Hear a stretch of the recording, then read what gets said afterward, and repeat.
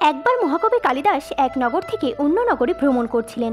তখন গ্রীষ্মের কড়া রোদে তিনি তৃষ্ণার্ত হয়ে পড়েন। পথ চলতে চলতে তিনি এক পাতকুয়ো দেখতে পান, যেখানে এক গ্রামীণ স্ত্রী জল ভরছিলেন। মহাকবি কালিদাস তার কাছে যান এবং বিনম্রতার সঙ্গে তাকে বলেন, হে মাতেশ্বরী, আমার তীব্র তৃষ্ণা পেয়েছে, দয়া করে আমাকে একটু জল দেবেন। সেই স্ত্রী শান্ত স্বরে বলেন, আমি কোনো অজানা ব্যক্তিকে জল দিতে পারবো না, প্রথম আপনি আপনার পরিচয় দিন। কালিদাস তার জ্ঞান ও খ্যাতির ওপর গর্ব ছিল। তিনি নিজের নাম না বলেই উত্তর দেন, আমি এক অতিথি।